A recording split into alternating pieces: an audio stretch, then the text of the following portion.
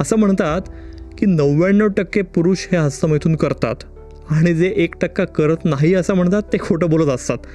इतकं हस्तमैथून करणं ही सामान्य गोष्ट आहे. हो, पण त्याच्याविषयी बोललं तर अजिबातच जात नाही. म्हणजे सेक्समध्ये अळीमिळी गुपचिळीवाले असे अनेक विषय आहेत, त्यातला अगदी सामान्य का अगदी बेसिक म्हणू असा हस्तमैथुनाचा मास्टरबेशनचा मुद्दा येतो. दुसरीकडे स्त्रियांच्या बाबतीत विचार करता स्त्रिया हस्तमैथून करतात हे बऱ्याचदा स्त्रियांनाही माहिती नसतं. त्याच्यामुळे स्त्रियांचा हस्तमैथून हा अजून कॉम्प्लेक्स विषय आहे. तर त्याच्यामुळेच या विषयावर बोलणं हे खूप महत्त्वाचं वाटतं आहे आम्हाला. म्हणूनच अगदी तुमच्या घरात 12 ते 16 या वयोगटातली मुलं मुली असतील आणि जर तुम्हाला या विषयावर त्यांच्याशी बोलणं तर गरजेचं वाटतं आहे, पण नेमकं कसं बोलावं असा प्रश्न असेल तर तुम्ही त्यांना पण हा पॉडकास्ट नक्की बघायला देऊ शकता. दुसरीकडे अगदी प्रौढ पुरुषांना किंवा स्त्रियांनाही हस्तमैथुनाविषयी अनेक प्रश्न असतात, शंका असतात. तर या सगळ्या प्रश्नांवर आजच्या एपिसोडमध्ये आम्ही डॉक्टर अनिकेत कुलकर्णी यांच्यासोबत अगदी मनमोकळ्या गप्पा मारलेल्या आहेत. मास्टरबेशन संबंधी, हस्तमैथुनासंबंधी असलेले सगळे जे काही शंका, प्रश्न ते या आधीच्या एपिसोडमध्येही आम्हाला विचारण्यात आलेले, त्या सगळ्या प्रश्नांची उत्तरं मिळवण्याचा प्रयत्न केलेला आहे. त्यामुळे एपिसोड शेवटपर्यंत नक्की बघा.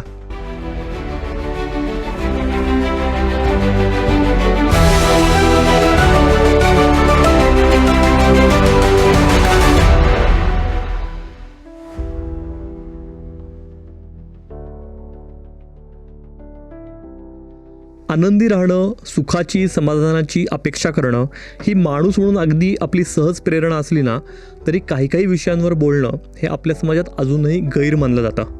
सेक्शुअल सेल्फ प्लेजर अर्थात स्वतःला लैंगिक सुख समाधान देणं हा असाच एक अळीमिळी गुपचिळीवाला विषय. त्याच्यामुळे हस्तमैथुनासंबंधी अनेक मिथ्स आहेत, अनेक गैरसमज आहेत. तर या सगळ्या विषयावर बोलण्याचा आज आपला प्रयत्न असणार आहे. उदाहरणार्थ, किशोरावस्थेतील मुलांनी हस्तमैथून करावं का करू नये, पालकांनी त्यांच्याशी याविषयी काही संवाद साधायची गरज असते का. दुसरीकडे, लग्नानंतर जर तुम्ही मास्टरबेशन करत असाल तर ह्याचा अर्थ तुम्ही तुमच्या पार्टनरसोबत सुखी नाही आहात असा होतो का, किंवा उतारवयात हे हस्तमैथून करावं की करू नये. तर या सगळ्या विषयावर अगदी मोकळेपणानं या एपिसोडमध्ये आपण गप्पा मारणार आहोत. नमस्कार, मी निरंजन मेढेकर. देहवन पॉडकास्टच्या या नवीन एपिसोडमध्ये तुमचं खूप मनापासून स्वागत. आणि आज आपल्यासोबत आहेत डॉक्टर अनिकेत कुलकर्णी. डॉक्टर, मनापासून स्वागत आहे तुमचं देहवनमध्ये. नमस्कार. अनिकेत यांच्याविषयी सांगायचं तर त्यांना 15 वर्षांची प्रॅक्टिस आहे आणि ते खास बीडहून आपल्या पॉडकास्टमध्ये सहभागी होण्यासाठी आलेले आहेत. अनिकेत यांच्याशी माझी 2-3 वर्षांची ओळख आहे. म्हणजे मी जेव्हा लोकसत्तामध्ये देहभान याच नावाने जेव्हा कॉलम लिहित होतो तेव्हा त्यातल्या काही लेखांमध्ये मी आवर्जून अनिकेत यांचे कोट्स घेतलेले आहेत. सेक्शुअल मेडिसिन किंवा सेक्सॉलॉजीची पण त्यांना गेली 8 ते 10 वर्षांची प्रॅक्टिस आहे. तर आपण गप्पांना सुरुवात करूया. डॉक्टर, आपण सुरुवात जर अशी करू शकलो की हस्तमैथून म्हणजे नेमकं काय, आणि वैद्यकीयदृष्ट्या बघितलं तर हे बिहेवियर नॉर्मल आहे, ॲबनॉर्मल आहे?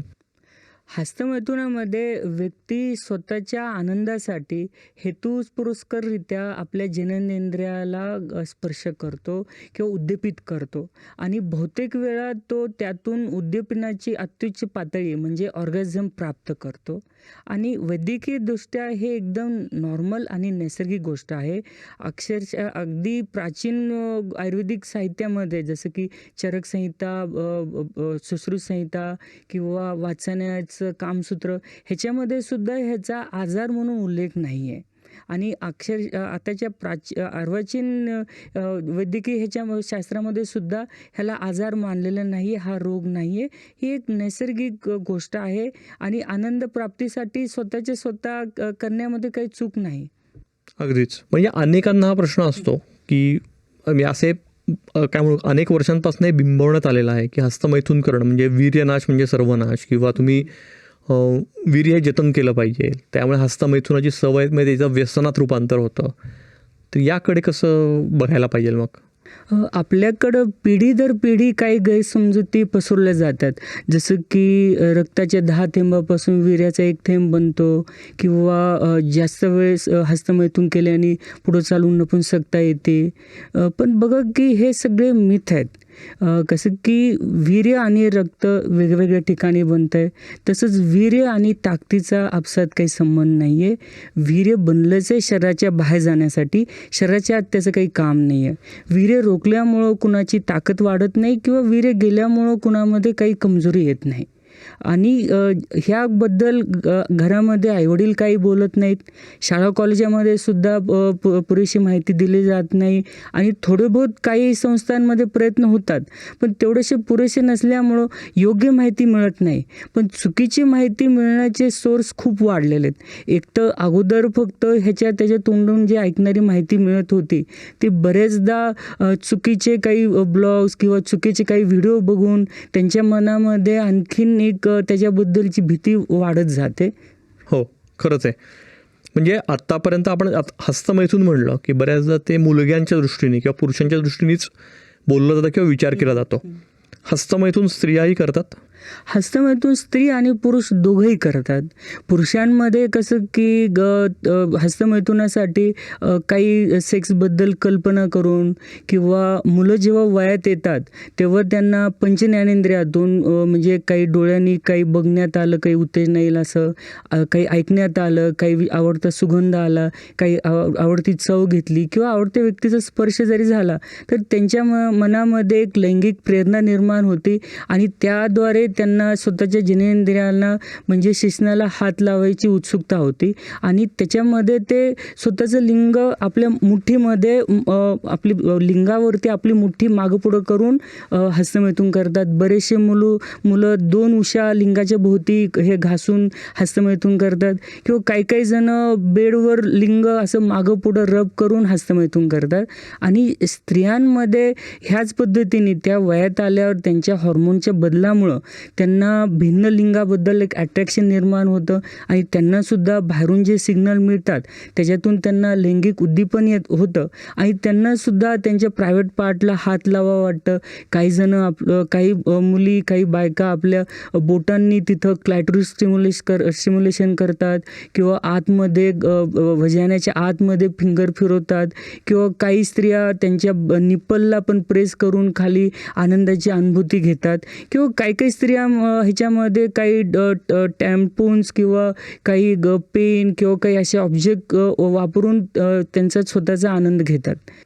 अच्छा, तुम्ही आत्ता हे वेगवेगळे प्रकार सांगितलेत हस्तमैथून कशा प्रकारे केलं जातं, तर यातल्या काही गुड प्रॅक्टिसेस, बॅड प्रॅक्टिसेस असं काही म्हणता येईल आपल्याला की म्हणजे वैद्यकीय दृष्ट्या जेव्हा मुलगे हस्तमैथून मुठ्ठीमध्ये करतात ते नैसर्गिक संभोगाच्या प्रक्रियेशी साधर्म्य धरतं.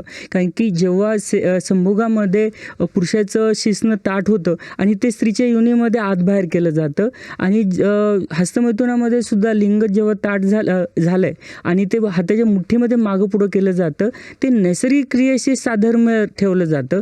पण जेव्हा काही मुलं असं बेडवर पालतं झोपून असं आपलं शिश्न रब करतात त्यामुळं काही जणांमध्ये प्रॉब्लेम येऊ शकतो, पण सगळ्यांनाच येईल असं नाही.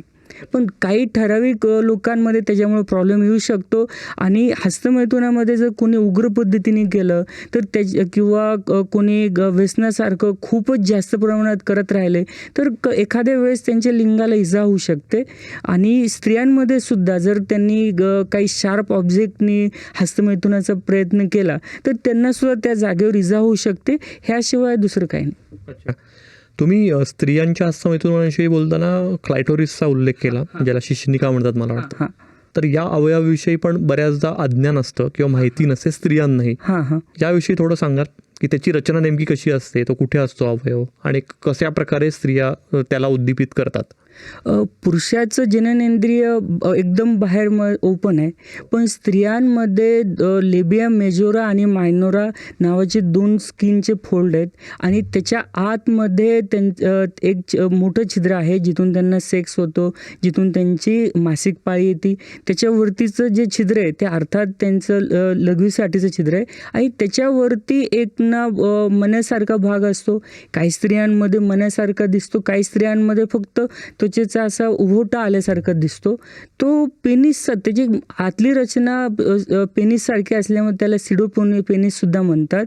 तर हा भाग सहसा स्त्रियांच्या शरीरातला सगळ्यात सेन्सिटिव्ह ऑर्गन आहे आणि इथे आणि आपल्या योनीच्या जे मुख्य ओपनिंग आहे त्याच्या बॉर्डरला त्यांना सेन्सिटिव्हिटी खूप जास्त असते आणि जेव्हा त्यांना एक्साइटमेंट येते, जास्त लैंगिक प्रेरणेमुळं जास्त उत्तेजना आल्यात तर तर त्यांना टच करता करता ऑटोमॅटिक त्यांना माहीत होऊन जातं की वो कुठं त्यांना चांगलं वाटतंय.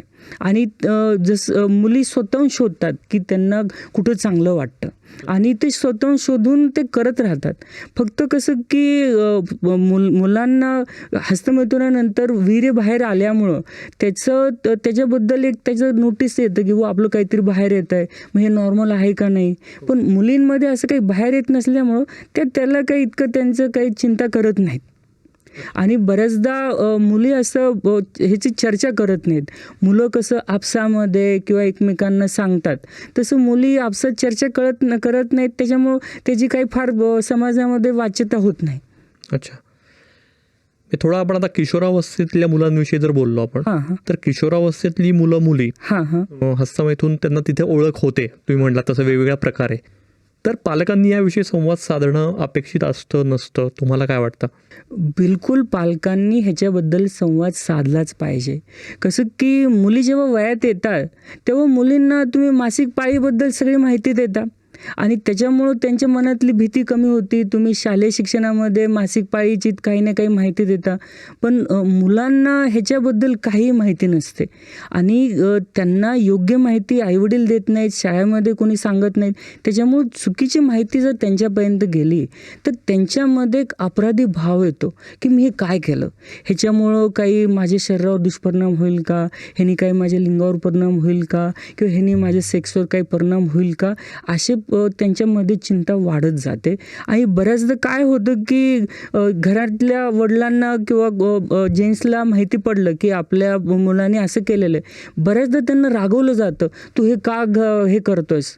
पण रागवल्यामुळे त्याचा उलटा परिणाम होतो. बरोबर. कारण की जसं मुलींना वयात आल्यावर पाळी येते तसं हस्तमैथून करणं हे आपल्या मुलाच्या किंवा मुलीच्या मनोवैज्ञानिक आणि शारीरिक वाढीची एक अवस्था आहे. ती नॉर्मल गोष्ट आहे. हे त्यांना जर जाणीव झाली तर ते ह्याचा विचार करणार नाही पुढं. कारण की त्या विचारामध्ये ते गिल्टमध्ये जातात, एक अपराधी भाव येतो की बुवा मी काहीतरी चुकीचं करतो जे मी करायला न पाहिजे. अगदीच. देहबानचे आमचे एपिसोड तुम्हाला कसे वाटतात आम्हाला नक्की कळवा. आणि जर तुम्हाला असं खरंच वाटत असेल की देहबान हा पॉडकास्ट बघून काही तुम्हाला व्हॅल्यू ॲडिशन होतं आहे, काही नवीन मुद्दे कळत आहेत, काही माहितीत भर पडते आहे, तर तुम्ही देहबानचं मेंबर व्हायचाही नक्की विचार हा करू शकता. मेंबरशिपचे प्लॅन्स हे आमचे अगदी 29 रुपये दर महिना इथपासून सुरू होतात. त्यामुळे मेंबरशिप घेण्याचा नक्की तुम्ही विचार हा करू शकता. आणखी एक महत्त्वाचा मुद्दा म्हणजे यूट्यूबने अलीकडेच एक नवीन फीचर आणलं, ज्याचं नाव आहे हाईप.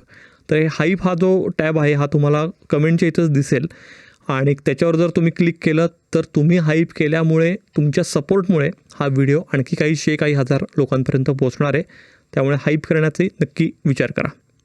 आपण पुढे जाऊया. अनिकेत, मी आता एक असं सांगता आलं की तुमच्याकडे जे पेशंट्स येतात त्यापैकी हस्तमैथुनांनी ग्रस्त झालेले त्यांचं प्रमाण काय असतं आणि त्यांच्या मुख्य तक्रारी किंवा समस्या काय असतात? जवळपास प्रत्येक 10 पेशंटपैकी 7 जणांची समस्या असते की डॉक्टर मी खूप चुकी केली आहे, मी पहिले खूप हाताने केलं आहे, त्याच्यामुळेच मला हा आजार जडला आहे. असं ते ठाम समजूत असेल, एकदम ठामपणे सांगतात. त्याच्यामध्ये 2 कॅटेगरी आहेत.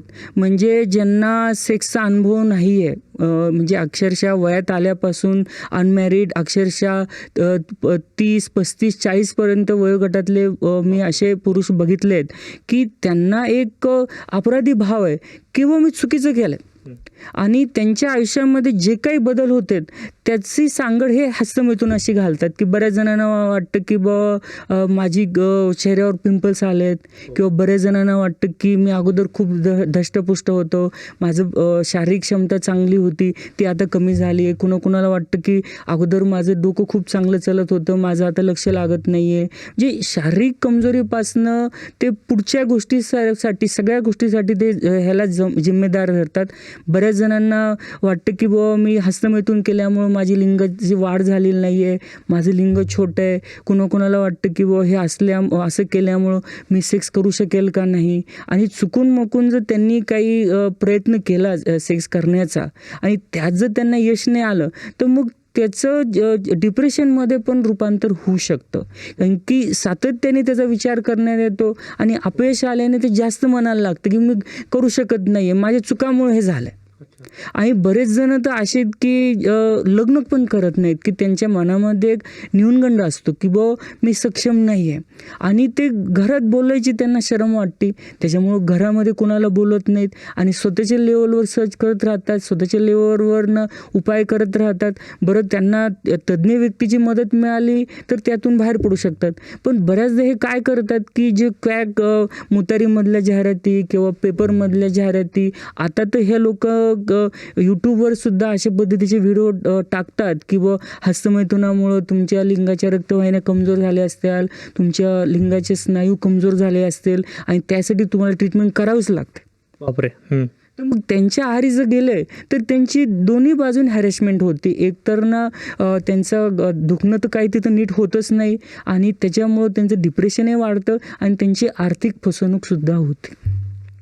तुम्ही डॉक्टर खूपच महत्त्वाचे मुद्दे मांडताय, कारण म्हणजे लग्न न करण्याचं पण जर प्रमाण असेल, कारण आणि त्याचा दोष जर ते हस्तमैथुनाला देत असतील तर हे किती मोठं अज्ञान आहे किंवा गैरसमज आहे, आणि ते दूर खरंच व्हायला पाहिजे. तर मला असं वाटतं की त्यामुळे आपण जरी साधा विषय वाटत असला तरी हा खूप गंभीर विषय आहे आणि तो आपण चर्चा करतो, हे खरंच खूप चांगलं आहे. आपण पुढे जाऊया की आता थोडंसं लग्नानंतरच्या ह्याचा रिलेशनचा विचार करूया की लग्नानंतर जे काही सेक्शुअल रिलेशन आहे किंवा कमिटेड रिलेशन नंतर ते आपल्या जोडीदारासोबतच असावं. त्याच्यामुळे सेल्फ प्लेजर, हस्तमैथून हे पूर्णपणे बंद करावं, टाळावं, असा एक कुठेतरी विचार प्रवाह दिसतो. तर ह्याच्याकडे कसं बघता तुम्ही? लग्नानंतर जरी पार्टनरबरोबर शरीर संबंध येत असतील तरी पण कधी कधी अशी कंडिशन येते की आपली पार्टनर आजारी आहे किंवा बाहेरगावी आहे आणि काही कारणामुळं आपलं पार्टनरबरोबर संबंध होऊ शकत नाहीत, आणि त्याला जर तेव्हा इच्छा झाली तर मग त्यांनी जर काही सेक्सबद्दल काही कल्पना करून किंवा आपल्या पार्टनरबरोबरचे क्षण परत आठवून जर तो हस्तमैथून करत असेल तर ह्याच्यामध्ये चूक काही नाही आहे.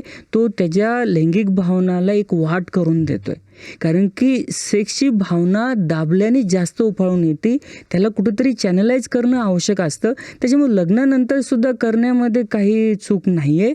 फक्त ह्याच्यामध्ये काय आहे की जर पार्टनरबरोबर संबंध होत असताना सुद्धा त्यांना जर हस्तमैथून करावंच वाटत असेल तर तिथं कुठंतरी मदतीची गरज असते.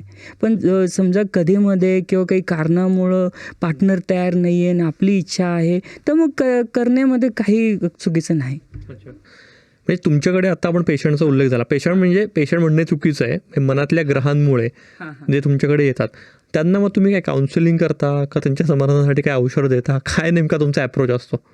सगळ्यात अगोदर आम्ही डिटेल हिस्ट्री घेऊन त्यांचं पूर्ण ॲनालिसिस करतो की त्यांच्या वयात आल्यापासून आत्तापर्यंतचं त्यांच्या मनामध्ये काही डाऊट आहे का, त्यांचा सेक्सचा पार्टनर कोणता आहे, त्यांची सेक्सची फ्रिक्वेन्सी कशी आहे, किंवा काही जणांना बिलकुलच सेक्स नाही केलेला किंवा काही गर्लफ्रेंड बरोबर आहे किंवा मॅरिटल रिलेशनमध्ये आहे का, कॉलगरकडं पेड आहे, हे सगळ्या गोष्टीचं ॲनालिसिस अगोदर आम्ही करतो. आणि जर त्याचं डिप्रेशन एक लेवलपर्यंत नसेल, फक्त त्याला मिथ असेल, फक्त भीती असेल, तर आम्ही पहिल्या सेशनमध्येच त्याला सगळ्या गोष्टी क्लिअर करतो. कारण की त्या व्यक्तीला जर मिथ त्याचे क्लिअर झाले तर त्याला मेडिसिनची गरज नसते. पण आम्हाला लक्षात आलं की एक लेवलपेक्षा जास्त त्याच्या मनामध्ये फिअर आहेत आणि त्याच्यामुळं तो पार्टनर बरोबर सेक्स करू शकत नाही आहे, ह्या लेवलचं त्याला त्रास आहे, तर त्याला अगोदर काही नाही काही ट्रीटमेंट द्यावीच लागते. एक तर ते ट्रीटमेंटमध्ये उद्देश असतो की त्याच्या मनातली भीती कमी व्हावी, त्याची संबंधाच्या वेळी जी भीती असते मी करू शकेल का नाही ती कमी व्हावी, आणि एक 8-15 दिवसामध्ये त्याला थोडंसं औषधाच्या परिणामामुळं थोडंसं त्याची भीती कमी झाली तर मग आम्ही त्याला दुसऱ्या भेटीमध्ये सगळ्या गोष्टी स्पष्ट करतो, आणि ह्या गोष्टी स्पष्ट झाल्याने औषधाचं अर्धं काम तिथंच हलकं होतं. ओके.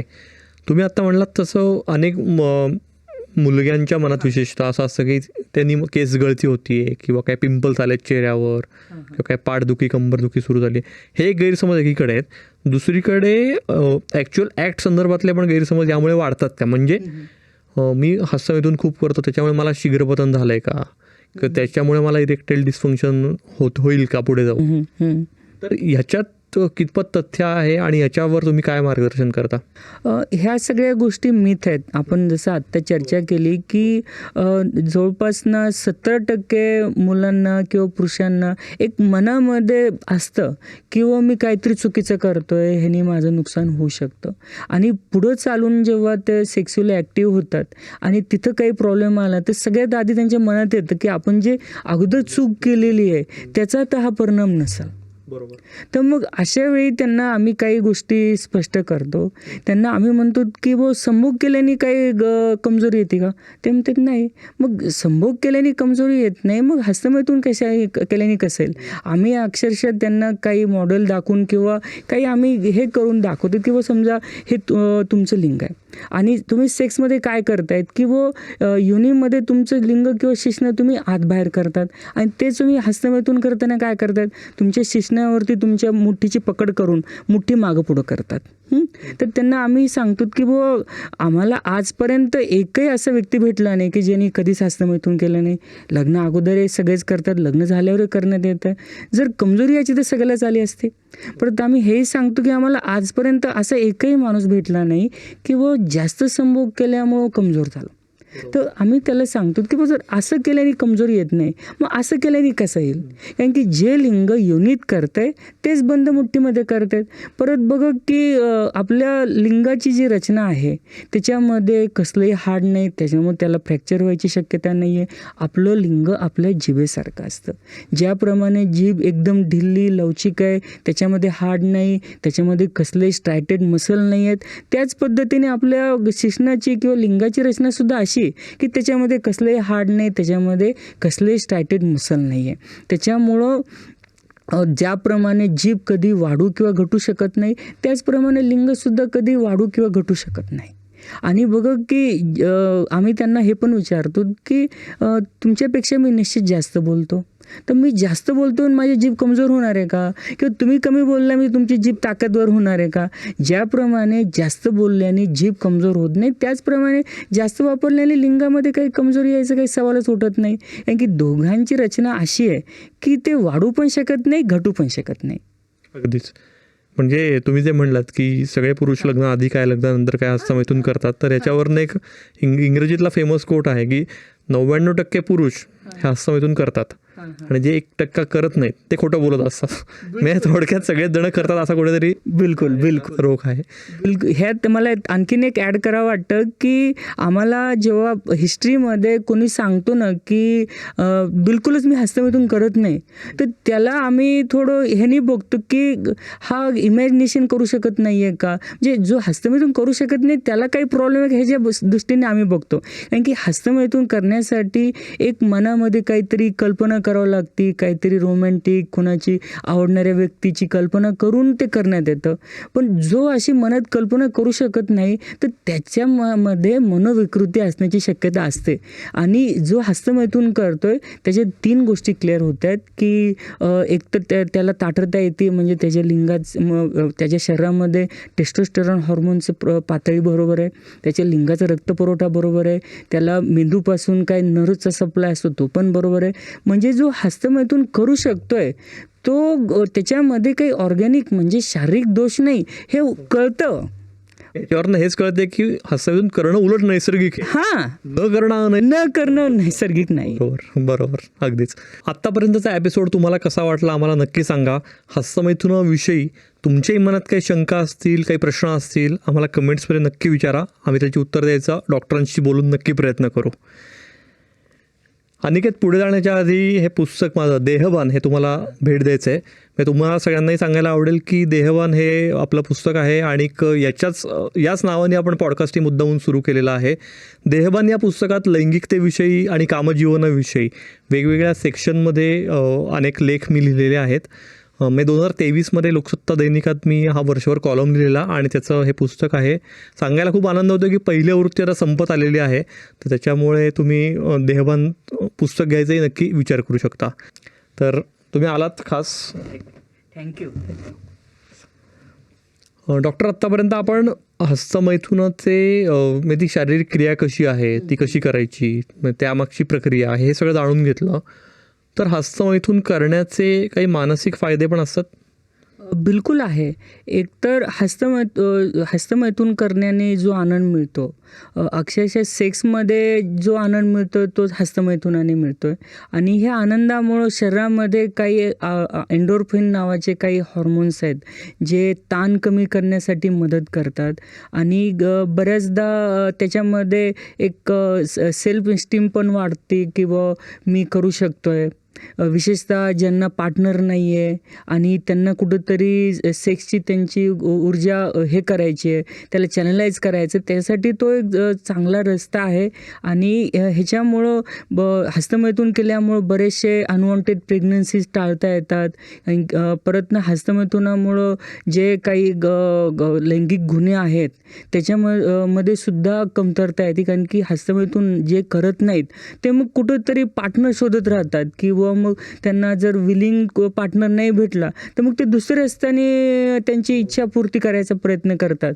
तर हस्तमैथुनामुळं हे घटनामध्ये सुद्धा कमतरता येते. हा खूप महत्त्वाचा मुद्दा सांगितलात. म्हणजे हा कुठेतरी सुरक्षित पर्याय आहे. हां. म्हणजे तुमच्या ज्या काही लैंगिक भावना आहेत त्यांचं शमन करण्याचा. कारण पार्टनर नाही आहे म्हणून जर बाहेर खालीपणा समजा केला तर त्यातनं पण परत STDचा धोका आहेच म्हणलात तसं लैंगिक गुन्हेगारीचा धोका पण वाढतो. तर त्याच्यामुळे हस्तमैथुनाकडे एका निरोगी दृष्टिकोनातनं बघण्याची गरज आहे. हां. थोडंसं काय होतं की पॉर्नचं प्रमाण आपल्या समाजात खूप जास्ती आहे, तर ह्याचं आपण जाणतोच. तर हस्तमैथून करताना पॉर्न बघणं, अशा प्रकारे पॉर्नवरची डिपेंडन्सी पण वाढू शकते का? असे काही पेशंट्स तुम्हाला दिसतात? हस्तमैथून आणि पॉर्न दोन्ही एकमेकाला पूरक असल्यासारखं होतं. एक तर पॉर्न पाहणं ही अशी गोष्ट आहे की ती तीव्र उत्तेजना आणणारी गोष्ट आहे.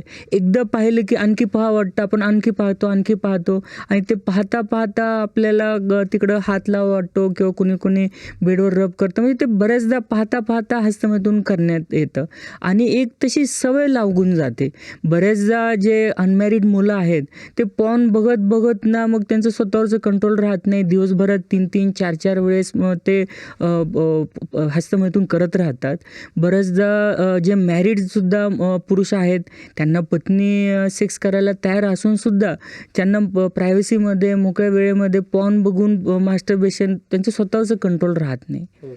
तसं जास्त वेळेस हस्तमैथून केल्याने असं नुकसान दुसरं होणार नाही आहे, पण ते सारखं त्या विचारामध्ये राहिल्यामुळं त्यांना सेक्सचं पण हॅबिट लागते, पॉर्नची पण हॅबिट, म्हणजे दोन्ही साईड बाय साईड होत राहतं.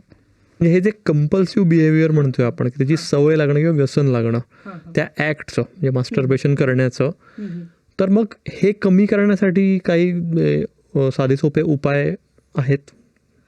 एक तर कंपल्सिव्ह आणि नॉर्मल ह्यातला मी तुम्हाला फरक सांगतो. बघा की नैसर्गिक प्रेरणेने तुम्हाला जेव्हा हस्तमैथून करावं वाटतंय आणि तुम्ही करतायत ते एकदम नॉर्मल आहे.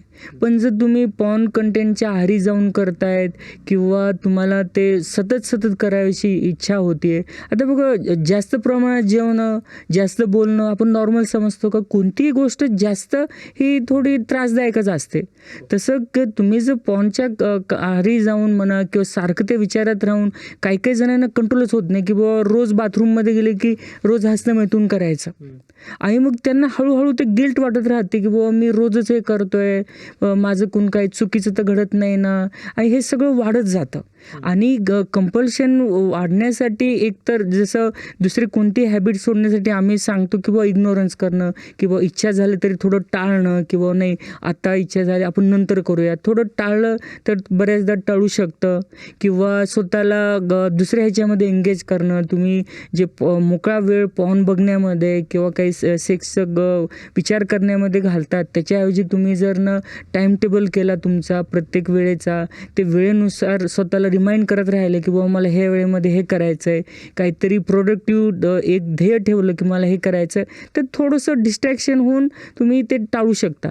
पण ह्या साध्या उपायाने ज्यांना स्वतःवर कंट्रोल होत नाही त्यांना सायकॅट्रिस्ट डॉक्टरच्या मदतीने त्यांचं हॅबिट जे लागलेलं आहे, कंपल्शन झालं आहे ते सोडावं लागतं. कारण की ऑब्सेसिव्ह कंपल्सिव्ह डिसऑर्डर नावाचा एक CD ज्याला म्हणतो जो आजार आहे त्याच्यामध्ये बरेच जण सारखं स्वच्छता करत राहतात. तसं ह्या लोकांना सारखं मास्टरबेशन करावं वाटतं, तर त्यांना सायकॅट्रिस्टच्या मदतीने ट्रीटमेंट करावी लागते. अच्छा. पण मला वाटतं की या केसेस कमी प्रमाणात असतात, म्हणजे यांचं प्रमाण तसं जर बघायला गेलं तर ते प्रमाण कमी असेल का कसं म्हणजे? नाही, बऱ्यापैकी प्रमाण आहे. OCDचं प्रमाणसुद्धा बऱ्यापैकी आहे आणि बऱ्याचदा ते हेल्प घेत नाहीत.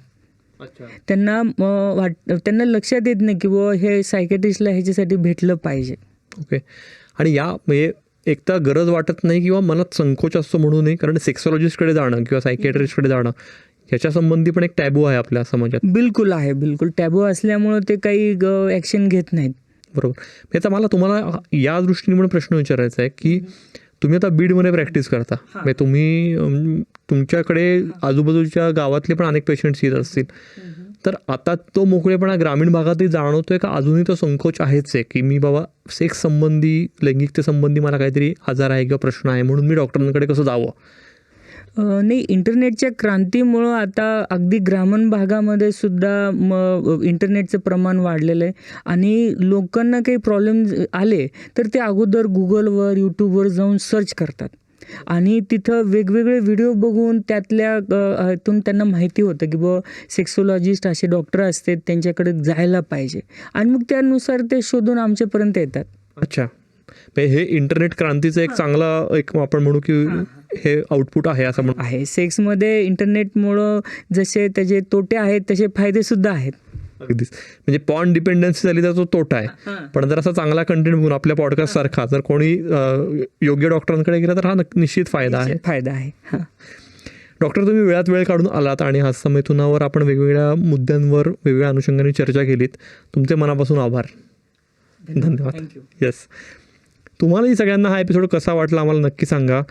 आम्हाला खात्री आहे की असे एपिसोड जेव्हा आम्ही करतो तेव्हा कमेंट्समध्ये डॉक्टरांचा नंबर द्या, त्यांचा कॉन्टॅक्ट द्या, हे तुमचे प्रश्न असतात. तर त्याच्यामुळेच डॉक्टर अनिकेत कुलकर्णी हे ऑनलाईन पण प्रॅक्टिस करतात बाय द वे. तर त्याच्यामुळे त्यांच्या ऑनलाईन ह्याची लिंक जी काही आहे ती त्यांच्याकडनं घेऊन आम्ही डिस्क्रिप्शनमध्ये देतो आहे. सो त्यावरून तुम्ही त्यांना थेट संपर्क हा साधू शकता. येस, भेटूया पुढच्या एपिसोडमध्ये अशाच आणखी एखाद्या महत्त्वाच्या इंटरेस्टिंग विषयावर आणि इंटरेस्टिंग गेस्टसोबत गप्पा मारायला. बघत राहा आणि ऐकतही राहा देहभान पॉडकास्ट.